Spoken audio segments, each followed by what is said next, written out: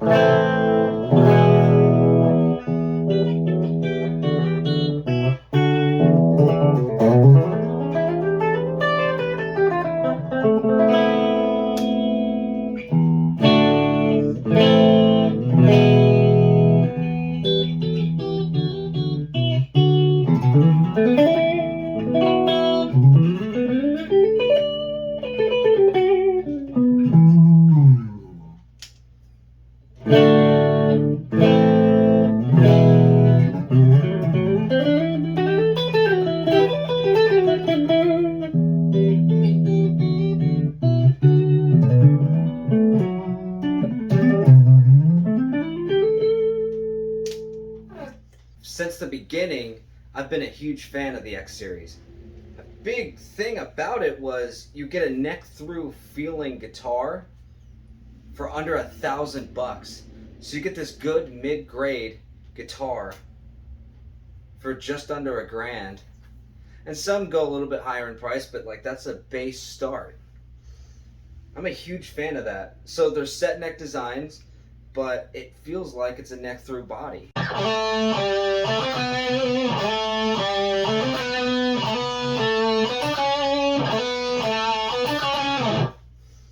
I like that this body is actually a mahogany body. It kind of makes it even more worth paying for. I like maple neck, so that's fine too. And it gets the job done on just tone and feel. It's fairly light body. Let's talk about the fretboard. This is some of the most polished and rolled off frets that I've seen at a guitar under $1,000. Like, these fret ends are very rolled off. Like, they took the time to make that feel nice. I'm very impressed with that. Does it feel like it's cutting me? Jackson did excellent building this guitar. Like, I pretty much didn't find anything out of the ordinary that would just make playing this thing not fun. In fact, this thing is very fun to play. I'm a big fan of this neck profile. It's that very familiar, flat, probably D-shaped neck. That thin Jackson neck. It feels like that. It is a gloss body, but the clear coat feels good to me. I haven't noticed it slow me down on playing. I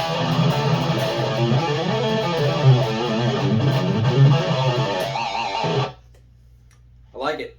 There is room for improvement, and you can throw in a pair of pickups that you really like and not break the bank, because this guitar was pretty affordable in the first place for something that feels high end. Like, this feels good enough to play where you can enjoy it, you can record with it, and even perform with it.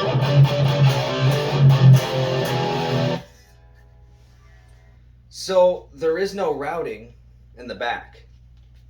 So I recommend if someone buys a Scotty and King V and they want to replace the pickups, it might be the best idea to get a pair of pickups that are passive, really just because there's no routing in the back.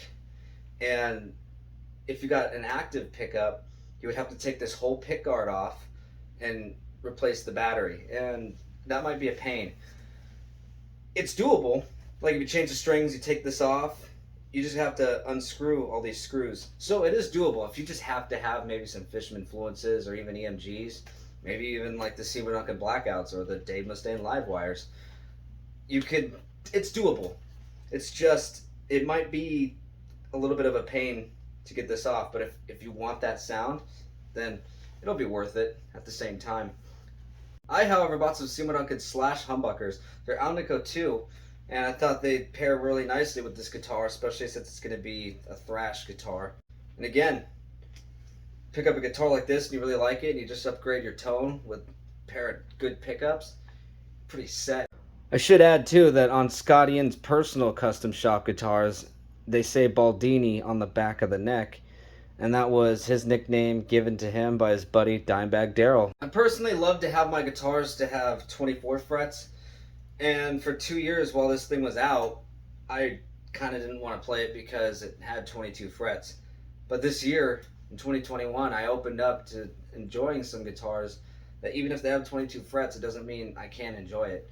And if I want to play a guitar with 24 frets, then, you know, I just go pick up one that I have that has the amount of frets I want. It shouldn't take away from the instrument because it's really fun to play anyway. And if I really just kind of want to get up there, I guess I'll bend.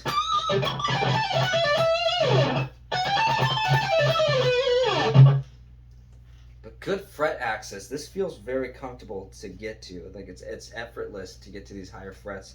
No problem.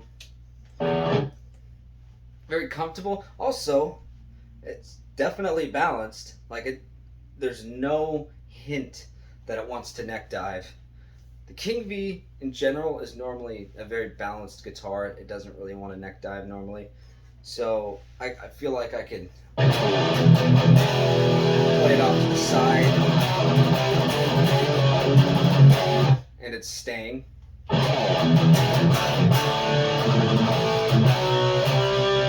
if I start getting a little bit more serious with my riffs and want to kind of pin it on my right leg,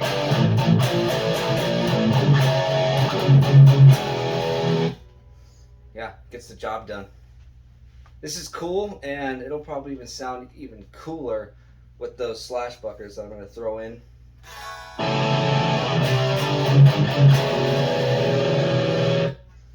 But the Duncan Design pickups are doing a good job too, just to give it a good metal, high gain sound. And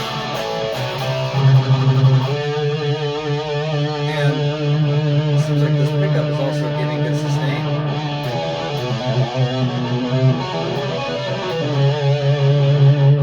Maybe we should take a look under the pick guard.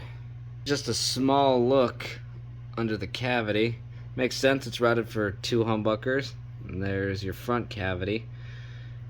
It's going to be a little bit of work to get these new slash buckers in, but that'll be a cool follow-up video. After doing further research, I learned that Scotty Ian got a custom soloist with Ronnie James Dio and Dimebag Darrell on it, and it's called In the End.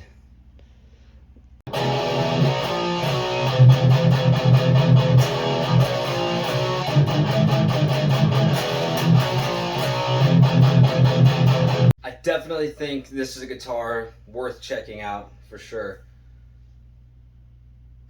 I'm an Anthrax fan and I'm a Scotty Ian fan, so it is very fun for me to just play one of his guitars finally. Digging it.